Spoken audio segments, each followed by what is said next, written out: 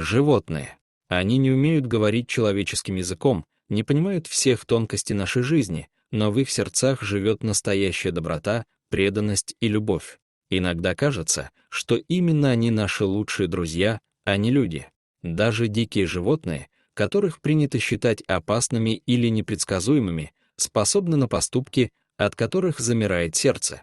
Эта история тому подтверждение. Все началось в далеком 1998 году в небольшой деревушке, где жизнь шла неспешно среди лесов и полей. Там родилась девочка по имени Ксюша. Она росла любознательной, с открытым сердцем, часто наблюдала за природой, обожала гулять по окрестностям. Детство в деревне было непростым. Несмотря на красоту природы, людей вокруг было немного, и многие из них спились. Ксюша рано поняла, что не у всех в жизни все складывается хорошо. К счастью, у нее был один настоящий друг-мальчик по имени Петя. Он жил неподалеку, и они часто гуляли вместе, собирали цветы, ловили бабочек и разговаривали обо всем на свете. У Пети был необычный питомец-волк по кличке Вой. Это был настоящий дикий зверь, но каким-то образом Петя приручил его. Вой вырос у Пети с детства, и, несмотря на свою природу, он стал верным другом и защитником мальчика. Между ними была удивительная связь, словно они понимали друг друга без слов. Однажды, когда Ксюше было 6 лет, она пошла в школу. Ей все было в новинку: учителя, уроки, новые дети. Но со временем она начала замечать, что некоторые одноклассники были грубы и жестоки. Особенно неприятными были старшие ребята, которые порой выходили за рамки дозволенного. Однажды, после занятий, Ксюша пошла домой окольным путем мимо дома Пети. Она любила эти тихие улочки, где ветер шелестел в листве, а солнце пробивалось сквозь кроны деревьев. Неожиданно на нее набросились несколько подростков. Это были те самые хулиганы, о которых она слышала от других. Они толкнули ее, стали угрожать и смеяться. Ксюша испугалась до слез. Она кричала, звала на помощь, но вокруг никого не было. И вдруг, из-за угла, с грозным рычанием, выскочил Вой. Его шерсть вздыбилась, глаза сверкали. Он зарычал так, что хулиганы в панике бросились в рассыпную. Один из них упал, но сразу же вскочил, даже не оборачиваясь, убежал. Ксюша стояла, не в силах пошевелиться. Сердце колотилось, ноги дрожали. Вой подошел к ней и тихонько ткнулся мордой ее руку. Его взгляд был полон заботы. Она опустилась на колени и обняла его за шею. «Спасибо тебе», — прошептала она сквозь слезы.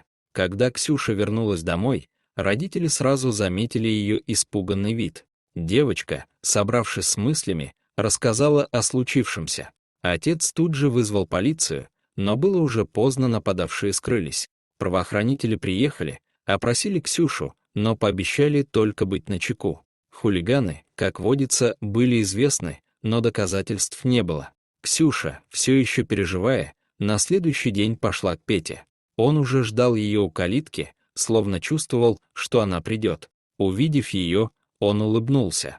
Ксюша бросилась к нему и обняла. «Спасибо тебе, Петя. Ты и Вой спасли мне жизнь». Петя слегка покраснел. «Это все Вой. Он как будто почувствовал, что ты в беде. Он всегда рядом, если что-то не так». С тех пор Ксюша и Петя стали неразлучны. Каждый день после школы они гуляли по окрестным лесам, полям, по берегу реки. Вой всегда сопровождал их. Он не просто шел рядом, он охранял их. В его глазах было что-то мудрое, почти человеческое. Он чувствовал настроение ребят. Когда Ксюша грустила, Вой подходил к ней, клал морду на колени, обнимал ее лапами. Он никогда не требовал ничего взамен, только был рядом, всегда, в любой ситуации. Прошли годы. Ксюша и Петя выросли. Они решили поступать в университет и ради этого переехали в большой город. Учеба, новые знакомства, шум и ритм мегаполиса захватили их, но в сердце каждого оставалось теплое воспоминание о родной деревне, о тех вечерах под звездами и, конечно же, о Вое. Вой остался в деревне. Он уже постарел, шерсть его поседела, движения стали медленнее, но в сердце он остался тем же преданным, добрым, сильным. Сельчане уважали его. Он стал почти легендой деревни. Говорили, что если где-то беда, Вой обязательно там, чтобы помочь. Однажды, спустя много лет, Ксюша вернулась в родную деревню со своей семьей, мужем и 2 детьми. Она хотела показать им место, где прошло ее детство, и познакомить с тем, кто когда-то стал ее героем. Когда они подошли к дому Пети, из-за сарая вышел вой. Он был уже совсем стар, но, увидев Ксюшу, поднял голову и тихо заскулил. Она бросилась к нему и обняла, как когда-то в детстве. «Ты всегда будешь нашим героем, вой. Без тебя мы бы не справились», — сказала она, утирая слезы. Вой лизнул ее руку и положил голову на колени. В его глазах было спокойствие. Он знал, все было не зря. Эта история не просто рассказ о дружбе. Это напоминание о том, как важны доброта, верность и любовь. Животные не умеют говорить, но они умеют чувствовать. И порой именно они первыми приходят на помощь, когда людям недостает смелости или сострадания. Пусть каждый из нас найдет в своей жизни такого друга, как вы, верного, доброго и бескорыстного. А если уже нашел, цените и берегите это чудо. Если вам понравилась история, поставьте лайк, поделитесь с друзьями и не забудьте подписаться на наш канал. Впереди еще много настоящих, трогательных и вдохновляющих видео.